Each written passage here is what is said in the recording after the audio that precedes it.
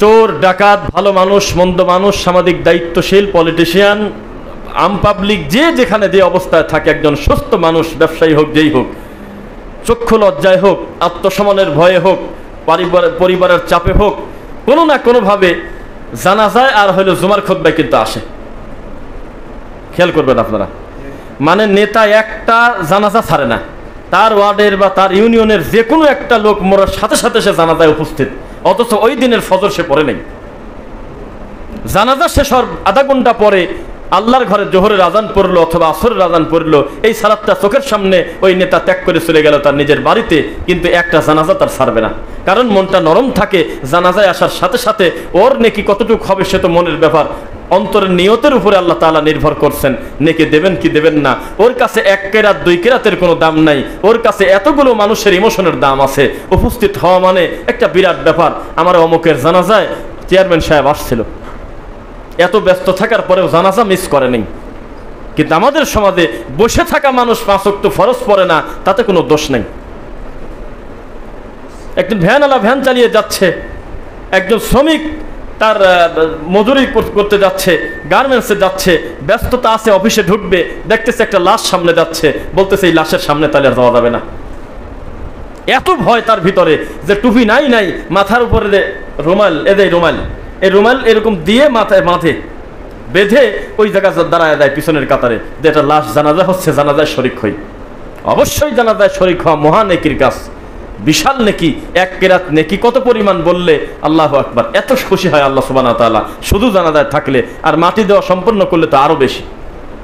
ঠিক আছে, কিন্তু জরুরি কোনটা আগে? ফজর, জোহর, আসর, মাগরিব, এশা, না ঈদের সালাত জুমা, নাকি আপনার এই জানাজা? 5 ওয়াক্ত সালাত। কেন এগুলো লিখে দেওয়া, বিধান করা সালাত, কুতিবা সালাত, ফরজ করা হয়েছে যেই সালাত, এই সালাত আমাদের চোখের সামনে গেলে বসে আছে না শুয়ে আছে এটা আমাদের দেখার কোনো প্রয়োজন নাই, কিন্তু জানাজাতে আসলে খুব নাম করা যায়। এটা হলো আমাদের সমাজের কথা। জানাজাতে আসার সাথে সাথে আমভাবে একটা দাওয়াত পাওয়া যায়। সে দাওয়াতটা হলো এই মাইয়াতের বাড়িতে 3 দিন পর কে 2 দিন পর অমুক দিন বাদ জোহর খানা পিনার আয়োজন করা হয়েছে। পরে বাড়িতে গিয়ে যদি বলতে ভুলেও যাই, উপস্থিত সবাইকে আপনাদের নুন ভাত খাওয়ার দাওয়াত। তার মানে কি? আপনি নিশ্চিত থাকেন, আমরা বাঙালি যে দিন ধর্ম পালন করি, আল্লাহর কসম অনেক সময় মুস্তাহাবকে টানি নিয়ে গেছি ফরজের পর্দায়, আর ফরজকে টানি নিয়ে আইছি নাথিং এর পর্দায়। এর কোনো দাম টাম নেই। এখনো পর্যন্ত সমাজের মানুষ আকীদার দাওয়াত দেওয়া, মানহাজের দাওয়াত দেওয়া, বিশুদ্ধ দিন শেখার দাওয়াত দেওয়া, এগুলোকে মনে করে ফিতনা করা, এগুলোকে মনে করে নিজের খায়ে নিজের পরে এই ছেলের মাথা খারাপ, এ ছেলেকে আর একজনের এইভাবে দাওয়াত দিচ্ছে। অথচ একজন মুমিনের দুনিয়ার সবচাইতে শ্রেষ্ঠ কাম আল্লাহর দিকে মানুষকে ডাকা। সুবহানাল্লাহ। ওয়া মান আহসানু কাওলাম মিম্মান দাআ ইলাল্লাহ ওয়া আমিলা সালিহান ওয়া ক্বালা ইন্নানি মিনাল মুসলিমিন। তিনি মুসলিম হিসেবে অন্য কোনো গর্ব করে না, অহংকার করে না, তিনি মানুষকে ডাকে আল্লাহর দিকে। এটাই তার শ্রেষ্ঠ মুমিন হওয়ার পরিচয়। তার চাইতে উত্তম কর্ম আর কি হতে পারে? আরবিতে যদি বলতে বলেন তাহলে এখানে এই সামনের কাতারের মুসল্লি থেকে পিছনের কাতার পর্যন্ত আমি, আপনি, মুয়াজ্জিন, মুসল্লি সবাই আমরা দায়ী। আপনি আপনার পরিবারের দায়ী, আপনার ছোট ছেলের দায়ী, আপনি আপনার মেয়ের দায়ী, আপনি আপনার বাপেরও দায়ী হতে পারেন যদি সে অজ্ঞ থাকে, যদি সে আজর হয়। আর আপনি যদি ইব্রাহিম আলাইহিস সালামের মতো তাওহীদটা শিখে ফেলেন, তাহলে বাপকে আপনি দাওয়াত দিবেন, আপনি তখন দায়ী। মানুষ অবসরে বসে থাকবে, ইসলামে অলস মানুষের কোনো দাম নাই। আবার বলি, কথা রিপিট করি, ইসলামে অলস মানুষের 4 পয়সার দাম নাই। ইসলাম আপনাকে ব্যস্ত রাখতে চায় যাতে শয়তান আপনার ঘাড়ে না উঠতে পারে। এই জন্য পেশাবখানায় দোয়া লাগায় দিয়েছে আল্লাহ সুবহানাল্লাহ। পায়খানায় ঢুকবেন দোয়া লাগায় দিয়েছে, প্রত্যেকটা কর্মে দোয়া দিয়ে দিয়েছে। খাবেন কিভাবে আদব দিয়ে দিয়েছে, পান করবেন কিভাবে আদব দিয়েছে, নিজের জুতা নিজে পায়ে দিবেন কিভাবে আদব দিয়েছে।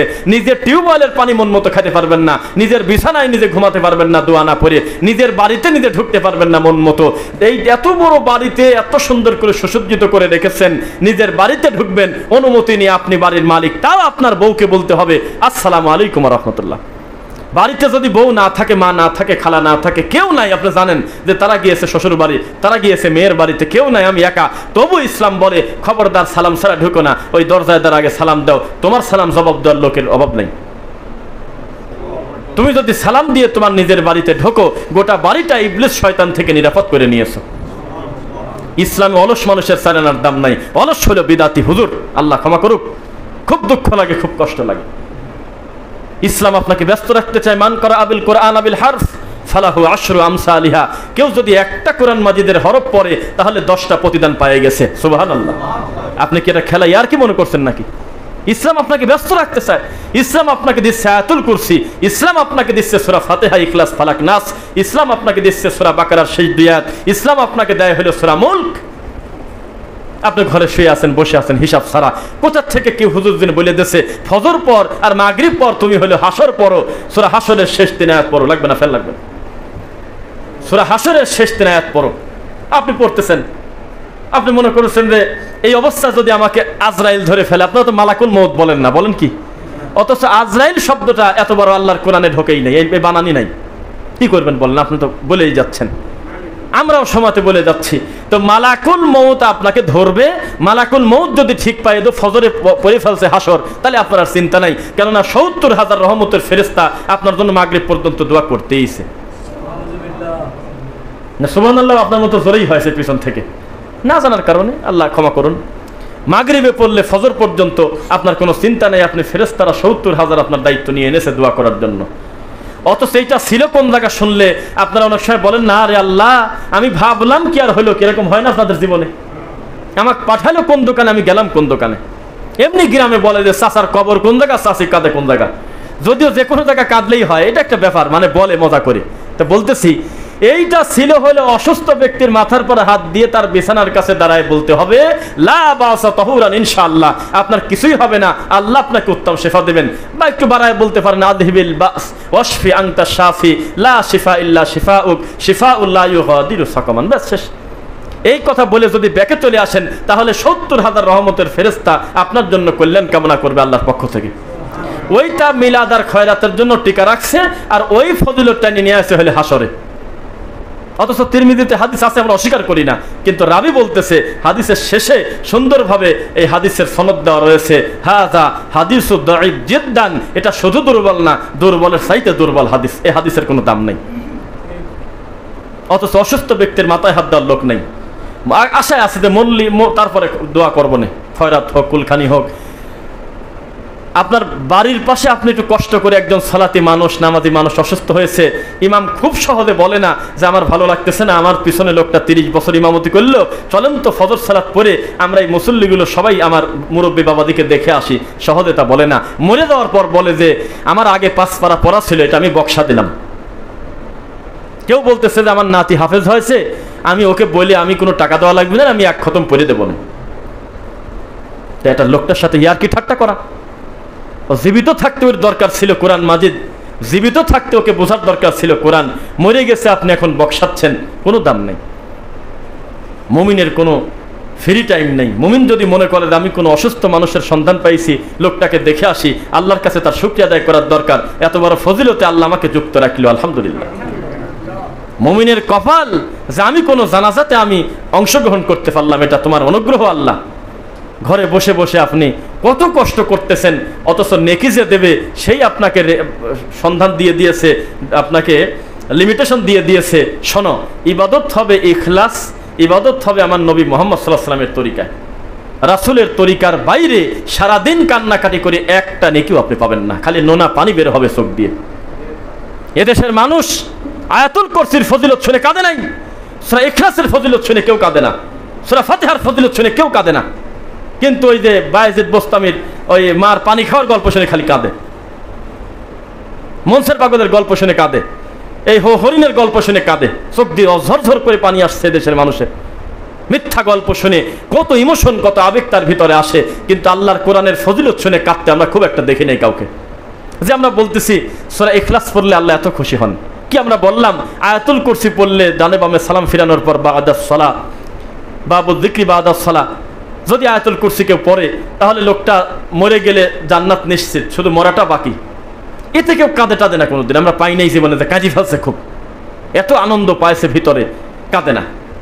কিন্তু ওই হরিণের গল্প শুনে, কি মিথ্যা গাল গল্প শুনে, শয়তানি আজেবাজে কথা শুনে মানুষ হাউমাউ করে কান্নাকাটি করেছে দেশের মাটিতে। তো কি শুনে কান্না করার দরকার ছিল, আর কি শুনে কান্না করতেছে? বাঘের বাচ্চা ছাগলের সাথে পানি খাচ্ছে, তার নিজের আয়না না থাকার কারণে, নিজে না বোঝার কারণে। সে কি উম্মতে মুহাম্মাদি সাল্লাল্লাহু আলাইহি ওয়াসাল্লাম এর থেকে বড় নিয়ামত আর কি আশা করেন? যে আপনার আয়াতুল কুরসি দিয়ে দিয়েছে আপনার তকদিরে আল্লাহ। আপনি সূরা মুলক পড়ে ঘুমালে আপনার কোনো চিন্তাই নাই, সুবহানাল্লাহ। আপনি সূরা বাকারার শেষ 2 আয়াত পড়লে আপনার বাড়িতে শয়তানি করার মতো কেউ নাই। আপনি এগুলোতে জীবনে খেয়ালও করলেন না, চিন্তাও করলেন না, তাবিজ তো রেডি। শর্টকাট হিসাব আস্তে আস্তে আস্তে আস্তে আল্লাহর কোরআন থেকে মানুষকে আমরা দূরে নিয়ে যাচ্ছি। ডক্টর খন্দকার আব্দুল্লাহ জাহাঙ্গীর রহিমাহুল্লাহর নাম শুনতেন আপনারা? তিনি বলছিল যে আপনার কি পাগল না মাথা খারাপ, আপনার জায়গা কি পাবনা মেন্টালে হবে না কোথায় হবে?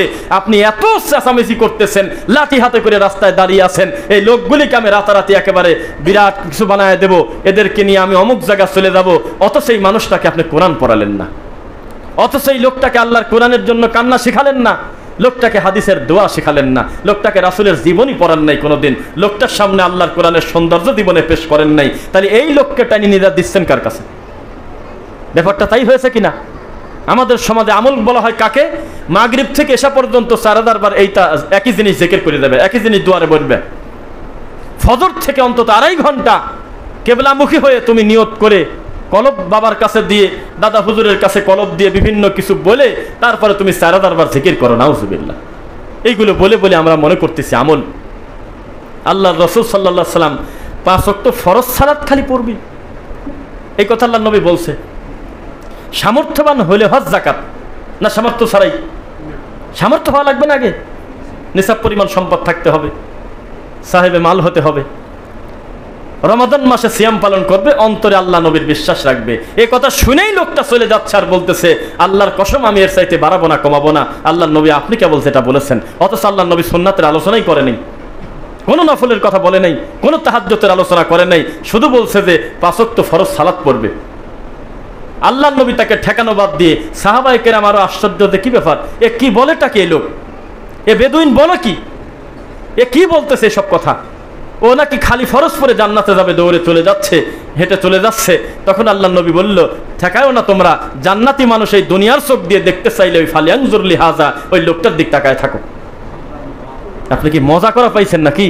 আল্লাহ রাসূলের পন্থায় সালাত আদায় করবেন, আল্লাহ রাসূলের পন্থায় ইবাদত করবেন, আল্লাহর কসম তার বাইরে ইবাদত কবুল হওয়ার কোনো শর্ত নেই, কোনো সুযোগ নেই, কোনো সুযোগ নেই। আপনি রাকাত সংখ্যায় আমার থেকে বেশি আছেন তা আমরা জানি। আপনি শবে বরাতে যে নামাজ পড়ছেন, আমরা 20 দিনেও এত নফল পড়তে পারি না।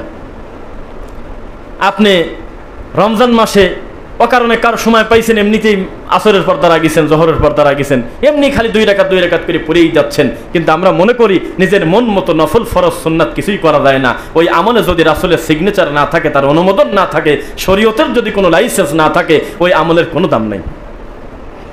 দলিল আমাদের আম্মাজানের হাদিস, তিনি বলতেছে মান আহদাসা ফি আমরিনা হাযা মা লাইসা মিনহু ফাহুয়া রাদ। ওটা আমলই না, ওটা প্রত্যাখ্যাত, ওটা বাতিল। যেই আমলে আমার স্বামী মুহাম্মাদের সিগনেচার নাই সাল্লাল্লাহু আলাইহি ওয়াসাল্লাম, আমার স্বামীর অনুমোদন নাই, মুহাম্মদ সাল্লাল্লাহু আলাইহি ওয়াসাল্লামের অনুমোদন নাই, আমাদের শরীয়তের কোনো অনুমোদন নাই, সেটা বাতিল। এবার কথাটা বলা যায়, যেহেতু অনেকেই আসছেন, ওয়াক্ত মতো সালাত আদায় করলে কি হয় আমাদের জানার দরকার আছে কিনা? আপনি এভাবে কোনোদিন ভেবেছেন? আমি জানি না। আমি আপনাকে আজকে রিডিং পড়াবো। এমনি তো আমরা এতে কতভাবেই বলি, হয়তো আপনারা মনে করতে পারেন যে গায়ের জোরে মনে হয় বলে। আমি আপনাকে রিডিং পড়ে কোন হাদিসে আছে, কিভাবে আছে, 2টা মিনিট পরে শোনাবো, আপনারা শুনবেন ইনশাল্লাহ, নাকি? বাংলায় পড়ি যাতে বলছেন।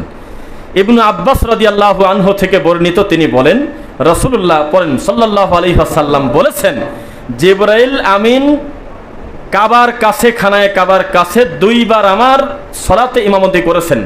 তার মানে মুসল্লির নাম মুহাম্মদ সাল্লাল্লাহু আলাইহি ওয়াসাল্লাম, ইমামের নাম জিবরাইল। বোঝা যাচ্ছে না? ইমামের নাম জিবরাইল। তার কি গুনাহ আছে? জিবরাইল কি নামাজের রুকু সিজদা ভুলে যাবে বলে মনে করেন? তার ডিউটিও তো ওইটা, ওই নিয়ে আসবে তিনি চূড়ান্ত দিনের ধারক বাহকের কাছে। তার ডিউটি ওইটা, সে ভুলবে না কখনো। সে যেটা করে দেখাবে ওটাই শরীয়ত। কেননা আল্লাহ সুবহানাহু ওয়া তাআলা যেভাবে বলেছেন, যা বলেছেন হুবহু পুরা দায়িত্ব জিবরাইল পালন করেছেন, নাকি করেন নাই? জিবরাইল আমিন খানায় কাবার কাছে 2 বার আমার সালাতে ইমামতি করেছেন। প্রথমবার তিনি আমাকে জোহরের সালাত আদায় করালেন, এমন সময় সূর্য তখন ঢলে পড়েছিল আর ছায়া ছিল জুতার প্রস্থের পরিমাণ। আসরের সালাত আদায় করালেন, তখন প্রত্যেক জিনিসের ছায়া তার 1 গুণ হলো। মাগরিবের সালাত আদায় করালেন যখন সিয়াম পালনকারী রোজাদার ইফতার করে। এশার সালাত আদায় করালেন যখন শাফাক অস্ত হলো। ফজরের সালাত আদায় করালেন যখন সিয়াম পালনকারীর জন্য পানাহার হারাম হয়। দ্বিতীয় দিন যখন এলো তিনি আমাকে জোহরের সালাত আদায় করলেন যখন কোনো জিনিসের ছায়া তার 1 গুণ, আসরের সালাত আদায় করালেন যখন কোনো জিনিসের ছায়া তার 2 গুণ, মাগরিবের সালাত আদায় করালেন যখন সায়েমগণ মানে রোজাদাররা ইফতার করে, যখন ইফতার করে তখন, এশার সালাত আদায় করালেন তখন রাতের 1/3 পূর্ণ হয়ে গেছে। এরপর তিনি ফজর আদায় করালেন তখন বেশ ফর্সা। এরপর আমার প্রতি লক্ষ্য করলেন, হে মুহাম্মদ সাল্লাল্লাহু আলাইহি সাল্লাম, এটাই আপনার পূর্বেকার নবীদের সালাত। এই 2 সময়ের মধ্যে পার্থক্য। রাসূল সাল্লাল্লাহু আলাইহি ওয়াসাল্লাম 2 সময়ে জিবরাইলের দেখানো সালাত পর এরপর মুহাম্মদ সাল্লাল্লাহু আলাইহি ওয়াসাল্লাম তার মৃত্যু পর্যন্ত নিজে সব সময় তিনি আওয়ালটাকেই চূড়ান্ত করতেন। সুবহানাল্লাহ। এটা মজা করার জিনিস তো না। আমাদের মসজিদে আজান পড়ে, আল্লাহরই ঘর, ওয়া আন্নাল মাসাজিদা লিল্লাহি জামিআ, দুনিয়ার সকল মসজিদ কার ঘর? বাস। তা আমরা এই মানে আজান দেই তো সময় মতো নাকি? মাগরিবের সালাত না আগে দেই? শব্দ চয়নে কিন্তু ভুল করবেন না। অনেকেই আপনাদের বলে যে আহলে হাদিসরা, ফারাজিরা, রফাদানরা বা যে শব্দই বলুক বারবার, ওরা হলো আগে আগে আজান দেয়, মাগরিব আগে দেয়, আসর আগে দেয়, এই ধরনের কথা বলে। কিন্তু শব্দটা হইল না। আপনিও তাই বলেন মাঝে মধ্যে যে আমরা হলো মাগরিব আগে দেই, ওরা পরে দেয়, আমরা হলো আসর আগে দেই, ওরা পরে দেয়। এটা তো হইল না, কথাটা বোঝেন নাই আপনি। আপনি আগে দেন না, আপনি দিয়েছেন হলো সময় মতো। সময় মতো কোনোদিন আগে হয় না। সময় মতো যে শব্দ, যে কাজ করা হয়, ওটার নাম কি আগে পরে আছে? আর আমি সময় মতো আওয়ালোককে আজান দিলাম, তুমি বাদ মাগরিব দিলি, আমি ঠেকাবে কে বলো? আমি আমার সময় মতো দিয়েছি, এটা তো আগে পরের কিছু না। এই সমাজের প্রতিটা মানুষ যদি এশার সালাতের পরে ইফতার করে, তা আমার কিছু আসে যায়? হিসাব নেবে কে? তাই বলে এখন আমি ওই কাম করব? আমি আমার মরা পর্যন্ত ইফতার ওই সময় আমি আজান দেব, মানে সূর্যাস্তর সাথে সাথে, 1 সেকেন্ড 1 মিনিট আর দেরি করা যাবে না। তাড়াহুড়া করে তাৎক্ষণিক আজান দেওয়াটাই হলো মুহাম্মদ সাল্লাল্লাহু আলাইহি ওয়াসাল্লামের সুন্নাহ। শুধু সুন্নাহ না, এটা খুব বাধ্যগত ওয়াজিব আমাদের জন্য। কথা বুঝতেছেন নাকি? ততদিন পর্যন্ত রাসূল সাল্লাল্লাহু আলাইহি ওয়াসাল্লাম বলতেছে, লা ইয়াসালুন নাসু বিখাইর, তারা কল্যাণের উপর থাকবে, তারা ধ্বংস হবে না আমার উম্মত যতদিন পর্যন্ত মা আজ্জালুল ফিতর, তারা দ্রুত তাড়াহুড়া করে ইফতার করবে। অথচ ইফতারটা মানে উল্লেখ করছে মূল সময় মাগরিবের আজানের, কিন্তু নিচে আবার লিখে দিয়েছে সতর্কতার জন্য 4 মিনিট প্লাস করা হলো। আস্তাগফিরুল্লাহল আযীম। তাই আমরা বলি, এগুলো যারা তৈরি করে, এগুলো যারা দায়িত্বশীল থাকে, নাম বললাম না, এটা হলো নাদান জাহেল, কারণ তারা জাতির প্রতিনিধিত্ব করতেছে। অথচ মুহাম্মদ সাল্লাল্লাহু আলাইহি ওয়াসাল্লামের একটা সুন্নাহ কুরবানি করে দিচ্ছে তারা মুখের উপরে। হাফিজু আলাস সালাওয়াতি ওয়াস সালাতিল উস্তা, এই তো ঠিক পেয়ে গেছেন। সংরক্ষণ করো 5 ওয়াক্ত সালাতকে, বিশেষ করে কোন সালাত? আসর তো নিয়ে গেছেন এমন টাইমে যে আসর সালাত আদায় করার পর যদি কোনো মাইয়াতের জানাজা থাকে, তাহলে এই জানাজা দেওয়া লাগবে হলো নিষিদ্ধ সময়। সালাত কি যখন তখন পড়া যায়?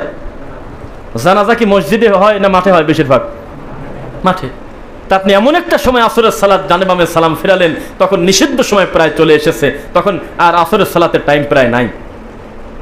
5:30টায় যদি পড়া হয় আসরের নামাজ, তো এইটা কি আর আসরের রক্ত থাকলো?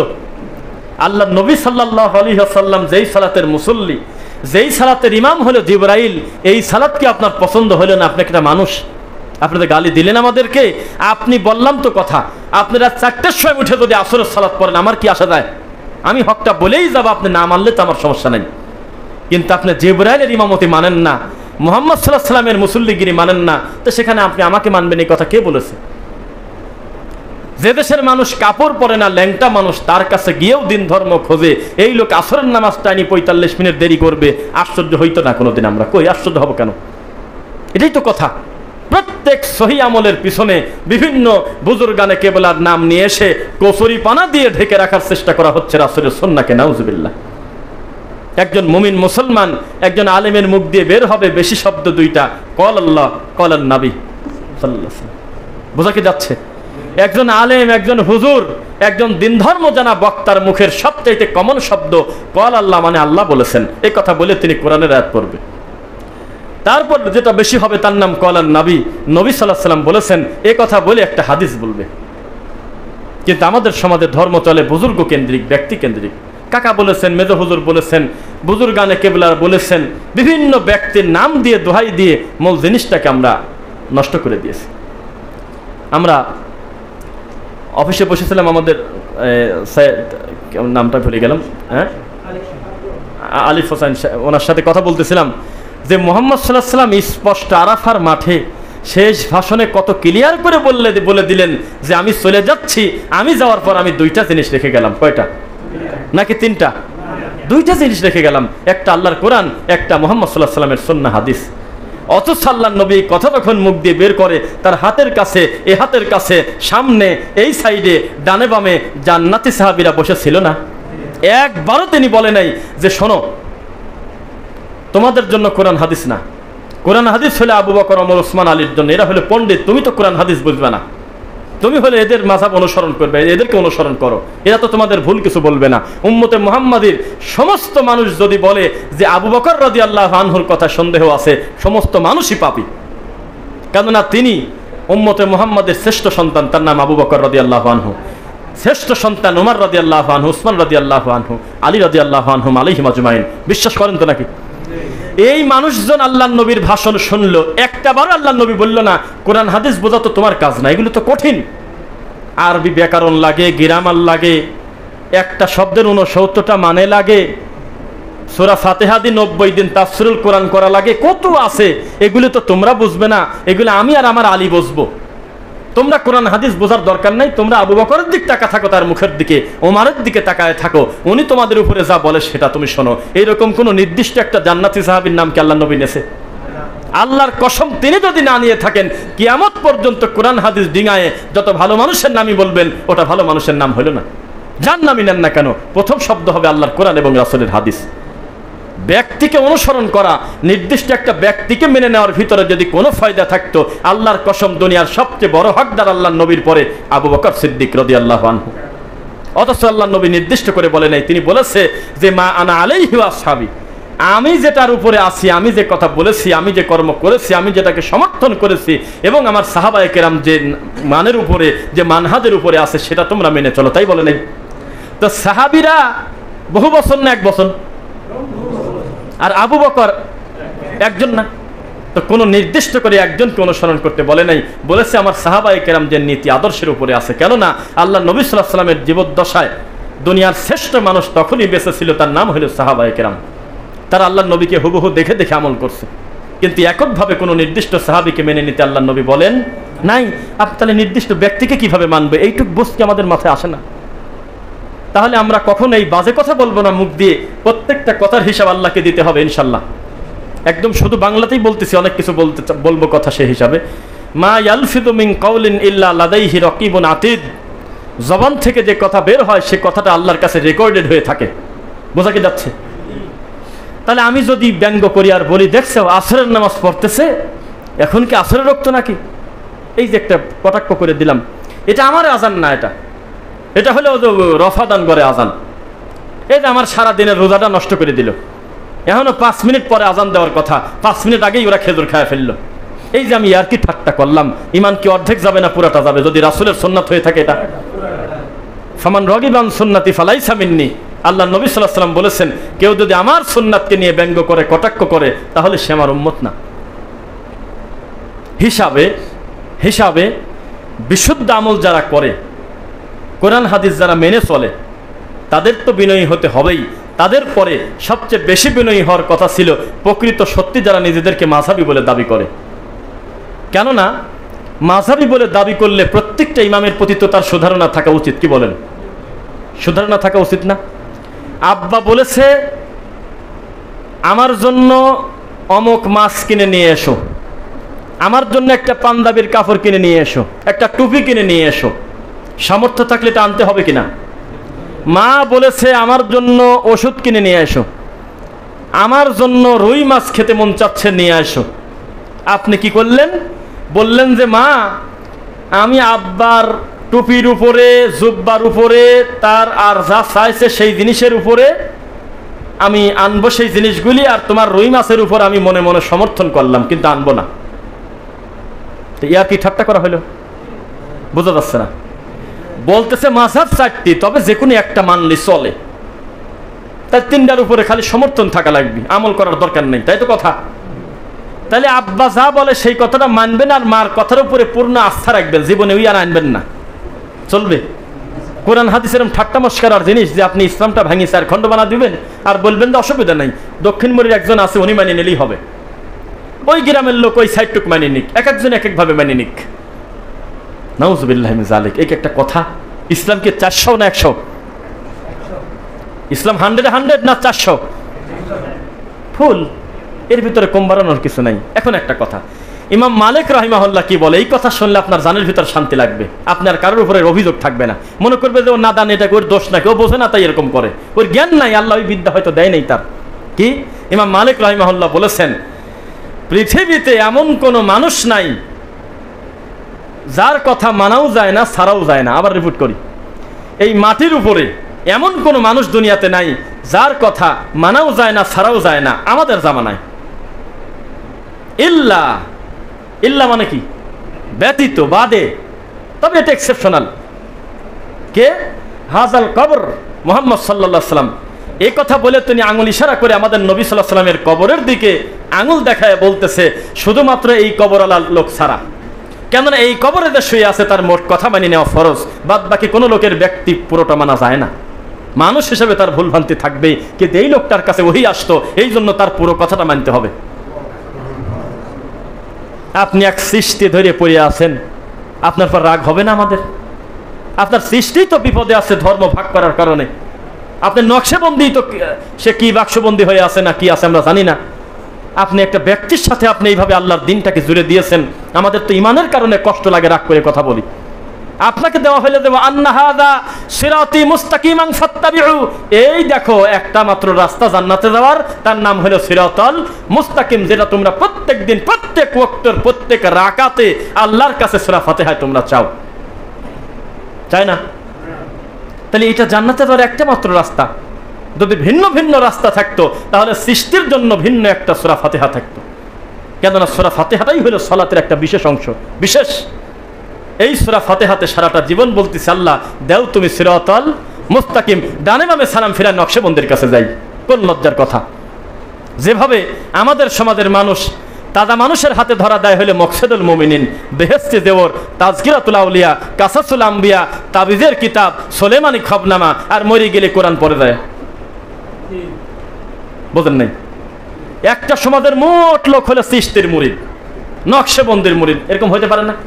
কাদরিয়া তরিকার মুরিদ, তাদের কাছে আব্দুল কাদের জিলানীর জীবনীটাই হলো ধর্ম, তাদের কাছে হলো আব্দুল কাদের জিলানীর বাপের বড়ই খাওয়াটাই হলো ধর্ম, তাদের কাছে থানবীর কাছে সাপ মুরিদ হয় সেটাই হলো তাদের কাছে ধর্ম। আছে এরকম কত জাহেল সমাজ আছে, ধর্মকর্ম বোঝে না, আছে, এরকম হতে পারে। কারণ ল্যাংটা সমাজে কাপড় পরে থাকা কল ফিতনা।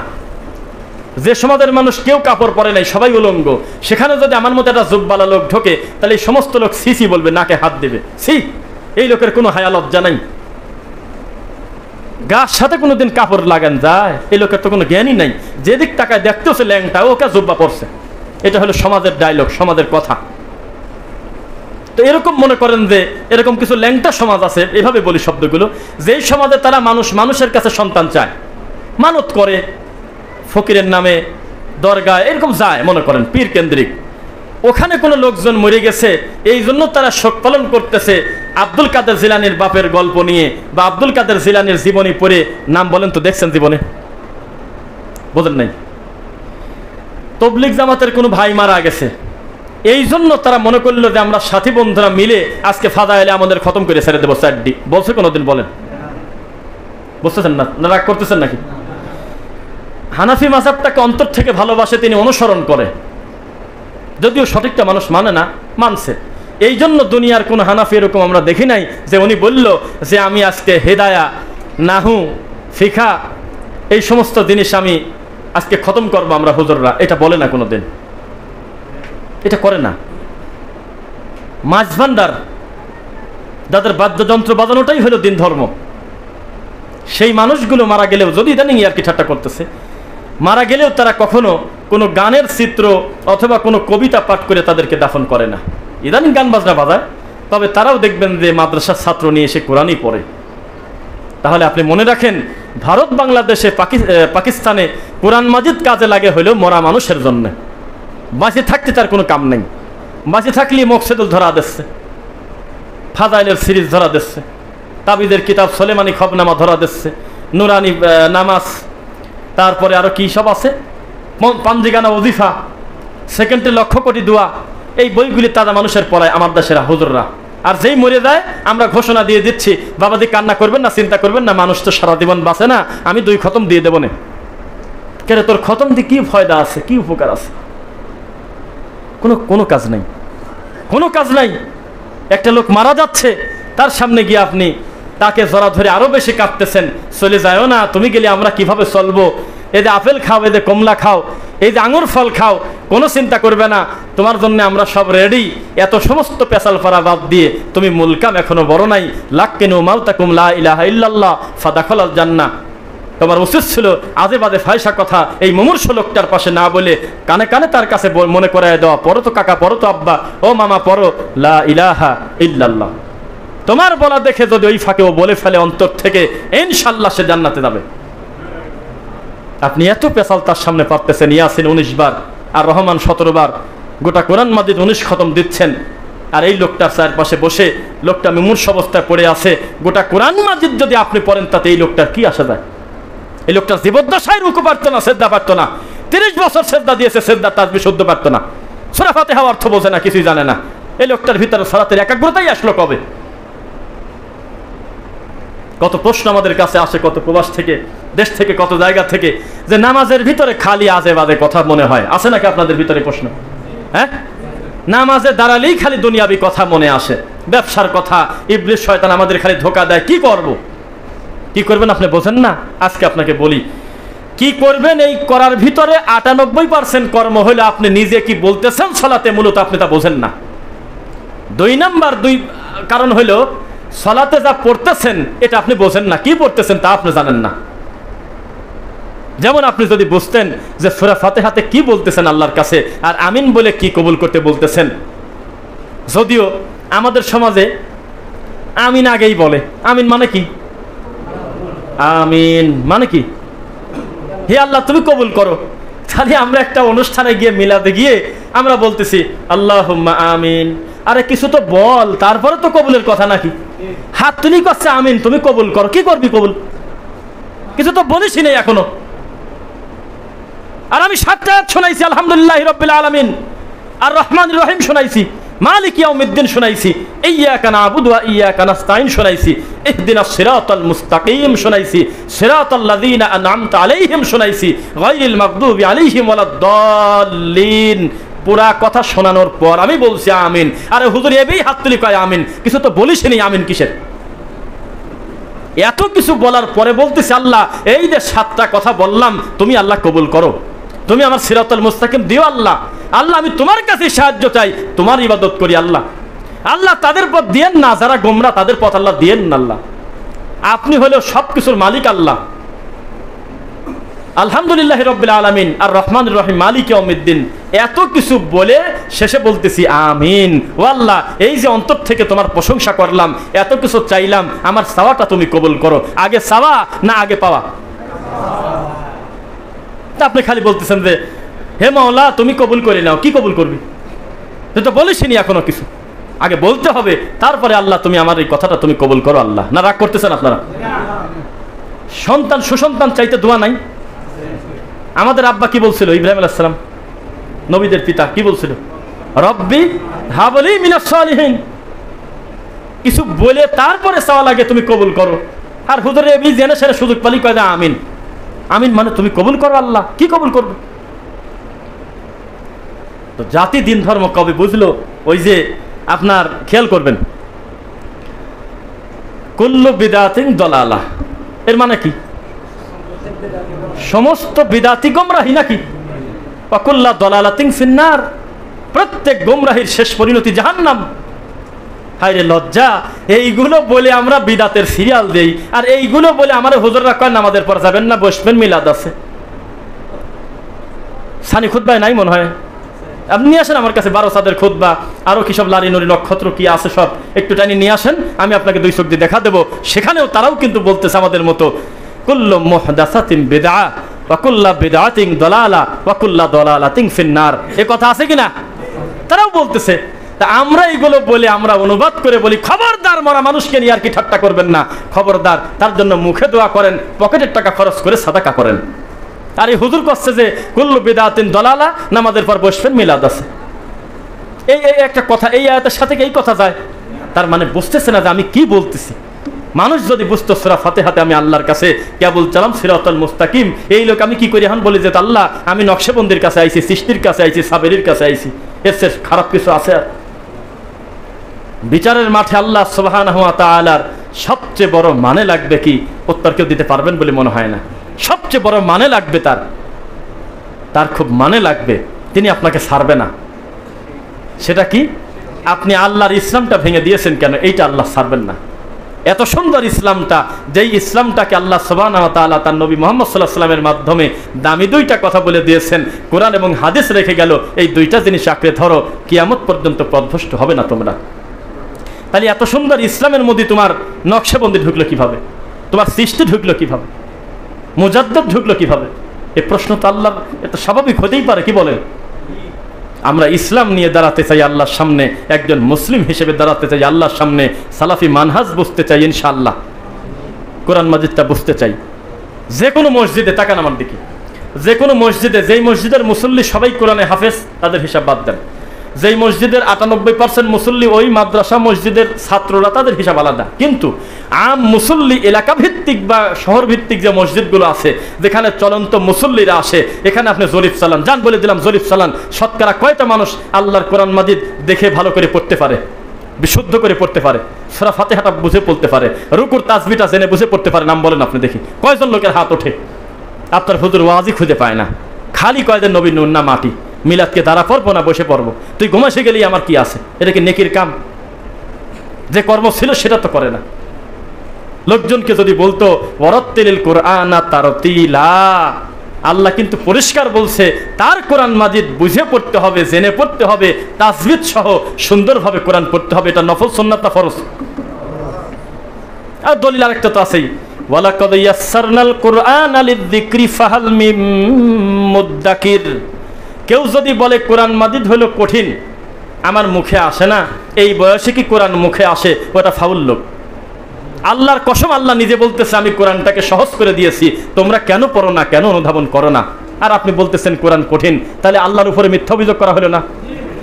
ফামান আযলামু মিম্মান ইফতারা আলাল্লাহি কাযিবা, তার চাইতে বড় জালেম দুনিয়াতে নাই যে আল্লাহর উপরে অভিযোগ করে, আল্লাহর উপরে মিথ্যা কথা বলে। ফাকরাউ মা তায়াসসারা মিনাল কুরআন, আপনার এই অধিকার কে দিল? এক ঠ্যাং উঁচি করে 15 পারা কোরআন পড়বো আজকে কোরআনের 4 পারা কোরআন পড়ে দেবো একবারে 2 রাকাতে। আপনাকে বলা হলো ফাকরাউ মা তায়াসসারা মিনাল কুরআন, কোরআন পড়ো, তবে কঠিন করে পড়ো না, তোমার কাছে যেটা সহজ তুমি সেটা পড়ো। এক আয়াত পড়েছেন আপনি, এক আয়াত ভালো লাগতেছে, ওই আয়াতই বারবার পড়তেছেন, সালাত হবে না হবে? একই সূরা দিয়ে ডবল পড়ে ফেলেছেন, হবে কি হবে না? আপনার উপরে জুলুম করে না ইসলাম। আল্লাহ নবী সাল্লাল্লাহু আলাইহি ওয়াসাল্লাম একটার আয়াত দিয়ে সারা রাত সালাত আদায় করেছেন। আপনি কি বলেন বুঝলাম না। একজন সাহাবী সালাত শুরু করলেই খালি ইখলাস দেয়, আল্লাহ নবী কিছুই বলে নাই। ও বলছিল যে আমি সূরা ইখলাসকে ভালোবাসি, হে নবী। আল্লাহ নবী একটু রাগ করে নাই তার উপর, অথচ মুসল্লিরা অভিযোগ করছিল কি ইমাম দিচ্ছেন খালি সূরা ইখলাস পড়ে। আপনি খতমের মধ্যে কি পাইছেন বুঝলাম না। গোটা কোরআন মাজিদটা প্যাকেট করে ছোট করে মিনিমাইজ করে, মানে এখন তো সহজ। আচ্ছা একটা কথা বলি, রাগ করবেন না, কোরআন যদি তাবিজ লিখে গলায় নেওয়া যায় তাহলে মেমোরি কার্ডটা ভরিয়ে দিলেই তো হয়। কারণ একটা মেমোরি কার্ডের মধ্যে বুখারী, মুসলিম, আবু দাউদ, তিরমিজি, কোরআন মাজিদের তাফসীর ইবনে কাসির সব ঢুকান দেয়। ভালো একটা মেমোরি কার্ড যদি হয় তার ভিতরে কিন্তু হাজার হাজার হাদিস ঢুকান যায়, হাজারো মানুষের জীবনে ঢুকানো যায়। তা আপনি তো কম নি করতে গেলেন কেন? 2-3টা আয়াত কেটে প্যাকেট করে গলায় নেওয়ার চাইতে একটা মেমোরি কার্ড কষ্ট করে একটু ভেঙে গলায় ওর তাবিজের ভিতরে ভরিয়ে নেন। অন্তত এই ইচ্ছা ভিতরে আসুক যে গোটা কোরআনটা ঝুলিয়ে নিয়ে ঘুরতেছি। কেননা আপনি যেটা তাবিজ একটা আয়াত লেখে ভরে নিয়ে ঘুরতেছেন, ওটাও তো এখন কোরআন থাকলো না, দৃশ্যমান হতে হবে না? বলেন তো দেখি, একটু কথা খেয়াল করবেন আমার দিকে। আমার এই মোবাইলে কোরআন মাজিদ আছে, হাদিস আছে, রাসূলের জীবনী আছে, বহু কিছু আছে, সাহাবায়ে কেরামদের জীবনী। আপনাদের এখানে নাই কারোর? অ্যান্ড্রয়েড ফোনের ভিতরে কোরআন আছে নাকি আপনাদের? সত্যি বলেন তো, এই কোরআনটা নিয়ে আমরা বাথরুম পায়খানায় যাই না? যাই কিনা? আপনি ফতোয়া দেন। নাকি মোবাইলের ভিতরে যে কোরআন পড়ি সেটা কি আবার অন্য কেউ আসিয়ে নাজিল করছে? না, আল্লাহ, আল্লাহর পক্ষ থেকে এসেছে কোরআন। তাহলে বাথরুমে যাচ্ছেন না আপনি কোরআন নিয়ে? আমাকে একজন বলতেছে যে খুব একেবারে হুজুর হয়ে গেছেন, কোরআনের পুরা কোরআন নিয়ে বাথরুমে যান আপনারা মোবাইল নিয়ে, আর তাবিজ নিয়ে গেলে আপনারা বিরোধিতা করেন। কথা বুঝতে পারলেন নাকি? আচ্ছা, জবাব হইল এটা এখন আর কোরআন নাই, কারণ এর ক্ষমতা নাই একা একা অন হওয়া। আমি না চালি একা বাড়ায় না, তার মানে ও নাই, আমি চালি বাইর করতে পারবো। বোঝা যাচ্ছে না? আর ওই কোরআন মাজিদ যদি আমি নাউজুবিল্লাহ, আমি বাথরুম তো দূরের কথা, কোনো আজে বাজে জায়গায় যাই, অসম্মানে কোনো কাজ করি, একটা আয়াত নিয়ে গেলেও আমি পাপি, কারণ ওটা দৃশ্যমান কোরআন। আর এইটা হলো হাইড হয়ে আছে, আমি না চাইলে এই কোরআন একা একা বাড়ায়, আমি না চাইলে কিন্তু বাড়াবে না। আচ্ছা, মাঝখানে একটা কথা বলে রাখি, আমি খেয়াল করতেছি আমি আপনাদের উপরে খুব খুশি, আলহামদুলিল্লাহ। আপনারা খুতবাটা অত্যন্ত আন্তরিকতার সাথে আমার দিকে একাগ্রতা নিয়ে তাকিয়ে শুনতেছেন, আল্লাহ তোমার প্রশংসা, আলহামদুলিল্লাহ। তো এই কোরআন আর নাই, যখন আমি চাবো তখনই কোরআনটা বের হবে। আর তাবিজ মানে নির্দিষ্ট একটা বরকতের আশায় একটা লোক আল্লাহর কোরআনের আয়াত কেটে প্যাকেট করে নিয়ে যাচ্ছে, ঠিক নাকি? অথচ কোরআন মাজিদ এসেছিল জীবন্ত মানুষের হেদায়েতের কারণে। এই কোরআনের কাছে পরাজিত হয়ে গেছে পাক্কা পাক্কা মক্কা মদিনার কাফেররা। মার্কা মারা ইহুদি, মার্কা মারা ইবলিস, বড় বড় শয়তান আল্লাহর কোরআন মাজিদের ধ্বনি শুনে, রাসূলের মুখে তেলাওয়াত শুনে, কোরআন মাজিদের অনুধাবন করে বুঝতে পেরে তারা কালেমা পড়ে নাই। আর এখন কোরআন এখনো পড়া হয়, যার সুবিধা মতো যে কয়টা আয়াত সেই কয়টা আয়াতই খালি পড়া হয়। পীররা ধরে নিয়েছে আলা ইন্না আউলিয়া আল্লাহি লা খাউফুন আলাইহিম ওয়া লা হুম ইয়াহজানুন, মনে হয় ওই আব্বার পরে আয়াত নাযিল হয়েছে, নাউজুবিল্লাহ। পীরও বুঝে নিয়েছে ইয়া আইয়ুহাল্লাযীনা আমানুত্তাকুল্লাহ ওয়া কুনু মা'আস সাদিকিন, তোমরা ওলিদের সাথী হও বাবারা। এনে ওলি পালে কোন জায়গায়? তো সত্যবাদীদের কথা বলা হয়েছে। আর সত্যবাদী আল্লাহ রাসূল সাল্লাল্লাহু আলাইহি ওয়াসাল্লামের পর সবচাইতে বড় সত্যবাদী সাহাবায়ে কেরাম। বুঝতেছেন তো কথা? আচ্ছা, এবার একটা কথা বলি, খেয়াল করেন। প্রত্যেকে সামনের দিকে আগায় বসেন, বসা লোক যখন দাঁড়া হবেন তখন জায়গা বেড়ে যাবে। তাকান আমার দিকে, এখন কোনো সিরিয়াল দরকার নেই, একটু আমার কাছে আসেন ভাই, একটু শুরু করে দেন, এখানে আসেন। আপনাদের এই একাগ্রতা নিয়ে খুতবা শোনাকে